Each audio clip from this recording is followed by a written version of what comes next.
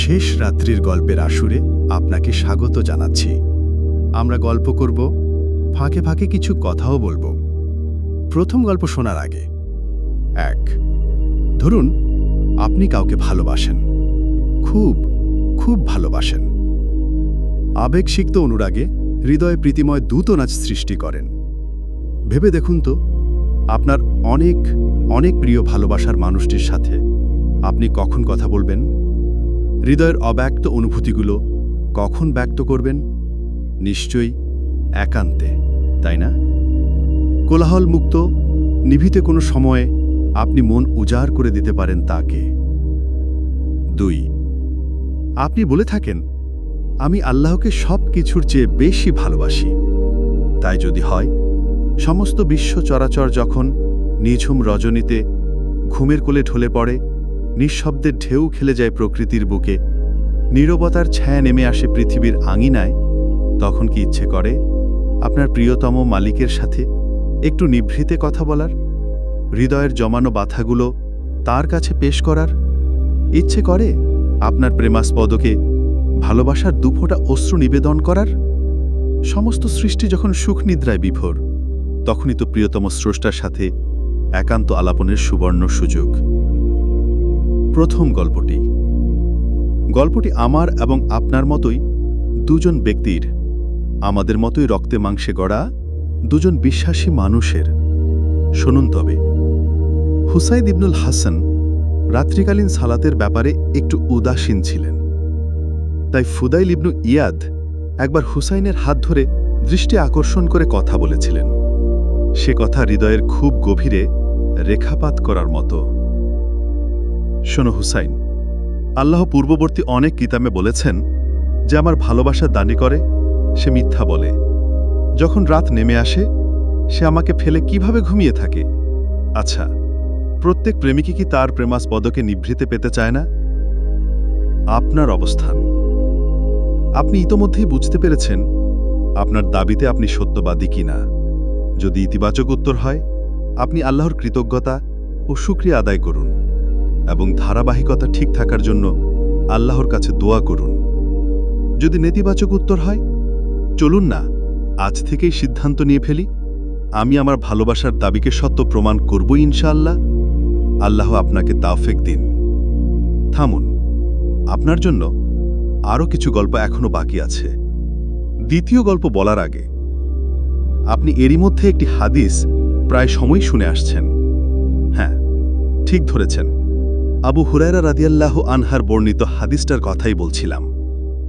রাসূলুল্লাহ সাল্লাল্লাহু আলাইহি ওয়াসাল্লাম বলেন, ফরজ সালাতের পরে মর্যাদা ও ফজিলতের দিক থেকে সর্বোত্তম হল শেষ রাত্রির সালাত। অতপর কি হল? হাদিসটি শোনার পর আপনার বিশ্বাসের জমিনে ইচ্ছার বীজ বপন করে ফেললেন, আমাকেও এই সালাতে শামিল হওয়া দরকার।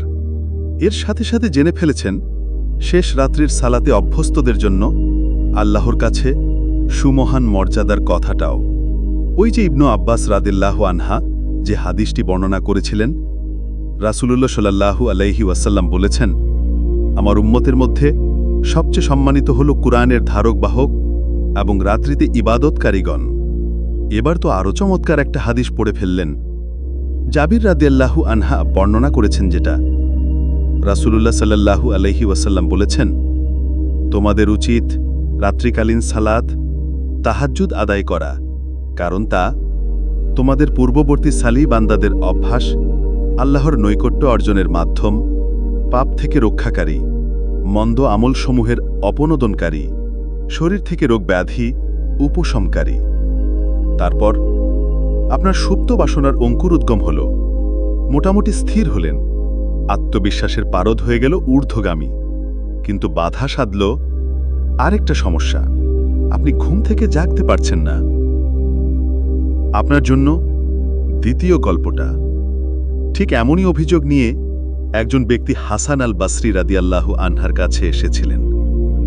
লোকটি বলেছিলেন, আমি অনেক চেষ্টা করেও রাতে তাহাজ্জুদের জন্য ঘুম থেকে জাগতে পারি না। আমার জন্য কি প্রতিষেধকের পরামর্শ দেবেন? হাসান আল বাসরি খুব অল্প কথায় তাকে সমাধান দিয়েছিলেন। তুমি দিনের বেলা পাপ কাজ থেকে দূরে থাকো তাহলে রাতের বেলা সালাতের জন্য জাগ্রত হতে পারবে। রাত্রে সালাতে দণ্ডায়মান হওয়াটা অনেক বড় মর্যাদার ব্যাপার, আর পাপীকে কখনো এই মর্যাদা দেওয়া হয় না। অল্প কথা, কিন্তু ওজনটা কতটুকু ভারী চোখ বন্ধ করে কেবল অনুভব করা যায়, নয় কি? চূড়ান্ত গল্পগুলো। আপনি মানসিকভাবে প্রস্তুত। আপনার দিনটি আল্লাহর সীমারেখা অতিক্রমের কোনো ছোট উপলক্ষেও সাক্ষাৎ পায়নি। আলহামদুলিল্লাহ। এই তো এই তো এই তো আপনি সফল। অভিনন্দন। আপনার জন্য চূড়ান্ত গল্পের ডালি নিয়ে আমরা অপেক্ষামান। তার আগে কিছু পরামর্শ আপনার জন্য। খুব বেশি নয়, আপনি মাত্র আধ ঘন্টার প্ল্যান নিয়ে শুরু করুন। মনটাকে শক্ত করে ফেলুন, আত্মবিশ্বাস রাখুন, আল্লাহর উপর আস্থা রাখুন। প্রাথমিকভাবে প্রতিদিন হয়তো সম্ভব হবে না। কোন কোন দিন আপনার পক্ষে সম্ভব হচ্ছে আগেই ঠিক করে ফেলুন। ব্লগ বা ফেসবুকে অধিক আসক্তি থাকলে আপনার নিজের কল্যাণের জন্যই সেসবের নিয়ন্ত্রিত ব্যবহারে অভ্যস্ত হওয়া অনেক বেশি প্রয়োজন। তাহাজ্জুদের সুমহান নেয়ামত পেতে হলে তো সময় অপচয়কারী এই বিষয়গুলো কড়া নিয়ন্ত্রণে সুমহান নেয়ামত পেতে হলে তো সময় অপচয়কারী এই বিষয়গুলো কড়া নিয়ন্ত্রণে আনার বিকল্পই নেই। অজু করে যত সম্ভব তাড়াতাড়ি ঘুমিয়ে পড়ুন। আল্লাহর ওপর ভরসা করে অ্যালার্ম দিয়ে রাখুন। পর্যায়ক্রমে ইনশাআল্লাহ নিয়মিত অভ্যস্ত হওয়ার চেষ্টা করুন। তৃতীয় গল্পটি, এই গল্পটা অনেক অনেক বেশি প্রেরণাদায়ক। আপনার সাথে হয়তো মিলে যেতে পারে। আব্দুল আজিজ ইবনে আবি রাওয়াদ ছিলেন আমাদের মতোই আরেকজন বিশ্বাসী মানুষ। তিনি শেষ রাত্রের সালাতের জন্য উঠতে চাইলে কোমল এবং আরামদায়ক বিছানার পর্শে কিছুটা পিছুটান অনুভব করতেন। তারপর কি করতেন জানেন? বিছানায় হাত বুলাতে বুলাতে বলতেন, ওহ, কত নরম আর আরামদায়ক। কিন্তু জান্নাতের বিছানাটা যে তোমার চেয়ে অধিক নরম আর আরামদায়ক। অতঃপর তিনি সালাতে দাঁড়িয়ে যেতেন। সর্বশেষ গল্প শোনার আগে, আচ্ছা, আপনি অনেক খুশি না? আরে আরে, মুচকি হেসে কি লাভ? বলেই ফেলুন, আমরাও একটু শুনি। আপনার হৃদয়ে প্রশান্তির সুশীতল বাতাস স্পর্শ করে যাচ্ছে কি নির্মল স্নিগ্ধতায়। কিন্তু আমি আপনাকে স্বার্থপর বলি তা নিশ্চয় চান না।